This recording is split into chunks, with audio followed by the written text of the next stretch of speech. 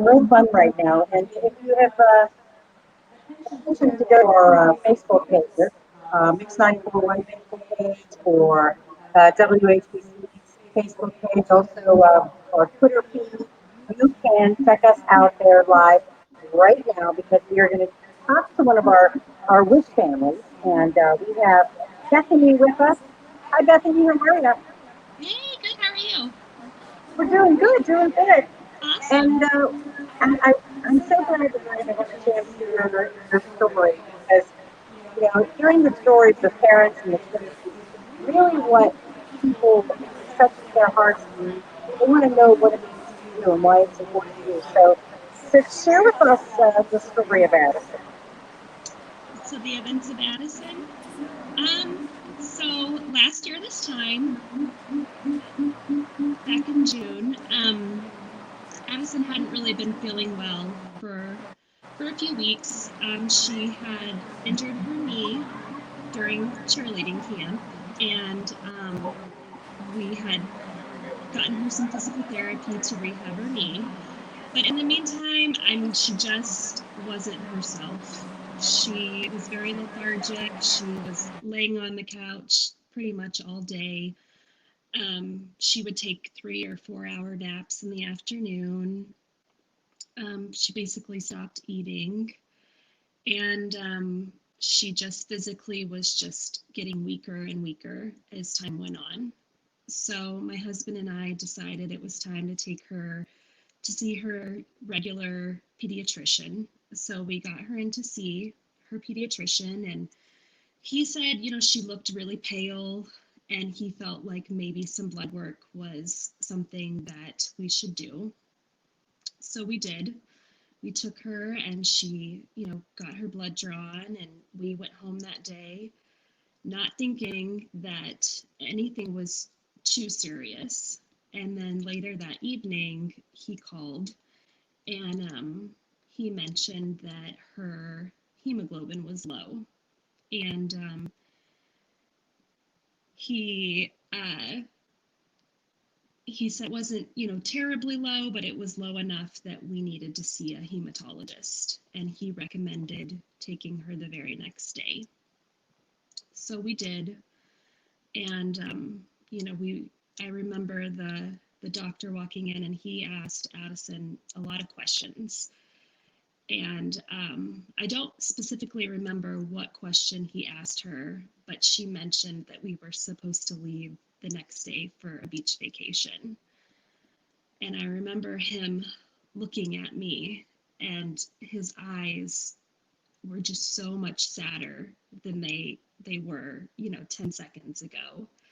And that's pretty much when I knew, this wasn't just a low hemoglobin, this was something more.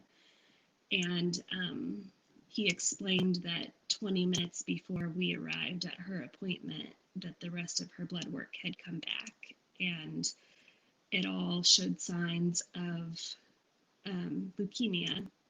And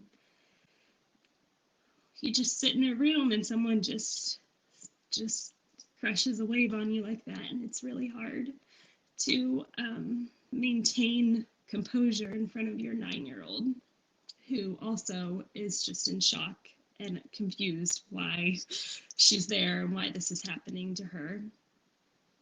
So he just mentioned that she needed blood transfusion immediately, that overnight her hemoglobin had dropped significantly, dangerously low. So basically, within 5 minutes of arriving at a doctor's office, you get news that your daughter's life is ultimately in danger. And it was a lot to take in. Um, but, with our family and a lot of prayer from God, we got through that day. But the days to follow just turned just worse and worse every single day. Something new would come up with her treatment. She was ultimately diagnosed with B cell acute lymphoblastic leukemia. And that's the most common type of childhood cancer. So we felt like we were, if you want to be diagnosed with childhood cancer, that's the type of childhood cancer you want to be diagnosed with, which doesn't make a whole lot of sense. Um, but it's the type of cancer that has actually the most research and the best outcomes. So we felt like we were going to have a great chance of beating this. Um, However, Addison had a lot of setbacks. Her body did not like the treatment plan at all. Her organs did not like the treatment plan at all. And it turned bad really quickly. And poor Addison didn't have a chance to even realize, like, first she's diagnosed with cancer, but then she's shoved into a treatment plan that is harsh, and it's made for an adult, and Addison is a 9-year-old. So she's getting drugs that adults get. And she ended up having so many setbacks that she was in the hospital for 76 days. And there were times in the hospital that me and my husband did not think things were going to end well for us and our family. Watching your 9-year-old daughter wilt away to almost nothing is it's hard to recover from, and it's really not about us. It's about what she endured and what she had to do, and things that were asked of her that should be asked of no child to do. But she did them, and she is doing really well right now compared to last year this time. Every day I wake up and I always think last year this time we were probably, in a surgery, or we were probably getting a scan, or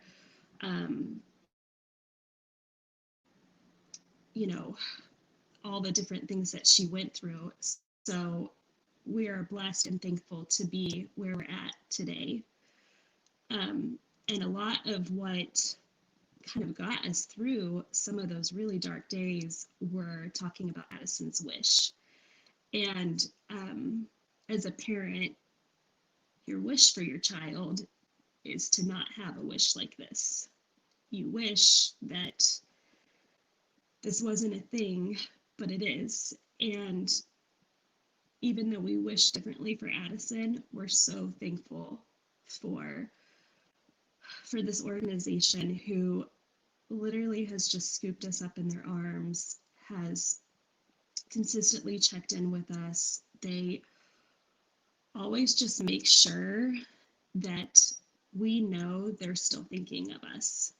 And that's really important when you're going through something like this, just to know that there's people who are on your side, whether you see them on a daily basis or a monthly basis. They're there consistently showing up for you. So on our dark days, we always would talk about Addison's Wish, and Addison hasn't picked her wish yet because she was really sick for a really long time, and it just wasn't appropriate for her to do it quite yet. And we wanted her to feel good when she picks her wish.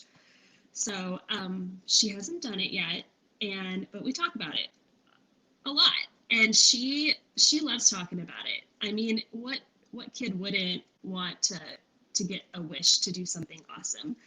And she throws out some ideas of she wants a dog, and she talks about that often.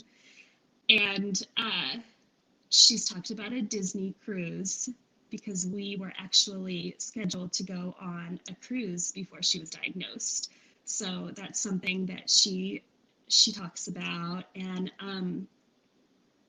she's talked about going to Hawaii, just just things that like she just gets to take her mind off of what she's going through and just focus on the what ifs and the maybes and the just being a kid. Kids who have life altering diagnosis don't get to be a normal kid. They don't get to play outside like normal kids do. So this is something that all of the Make-A-Wish kids get to do and get to think about, and it just lets them kind of just be a kid for a little while, just to think about it. So that's kind of where we're at right now with her wish. Wishes Can Happen is a great organization, and I know that with COVID and there's just so much going on in the world right now, and people it's hard to keep focus on the things that are truly important. But why I'm doing this isn't necessarily to tell Addison's story. It's because I know right now somewhere at Akron Children's Hospital or a different hospital, there are parents who are receiving the news that we received. And I'm doing this because I want this organization to help them, because it's not going to stop with Addison. It's going to be a different family. And I want them to have the same support that we've had through this past year from Wishes Can Happen. And whoever is listening to this, if you could just donate $1, I mean, just $1, it would make all the difference in the world for kids like Addison. And for you. I mean, that's part of the thing I see in your eyes, is that it really warmed your heart and you feel good, to see her feeling better and happy about Yeah. something. Yeah. Well, we are so glad that you had a chance to come on and tell us about Addison, and obviously we're going to stay in touch with you, just like Madeline and Cindy are, and I know that you're in everybody's prayers, and we appreciate you coming on, because I know hearing that story is certainly going to help. Yeah. Good. Thanks, Madeline. God bless you. Thank you. All right.